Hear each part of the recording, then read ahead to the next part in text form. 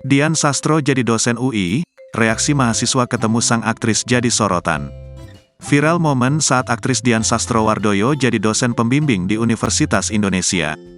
Diketahui, wanita yang akrab disapa Dian Sastro itu memang menjadi dosen di vokasi UI.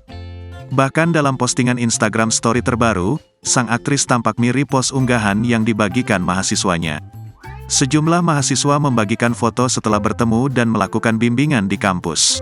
Sebut saja akun Instagram Fikri Ramadandi membagikan video saat seorang mahasiswa tampak berdiskusi dengan Dian Sastro di dalam kelas.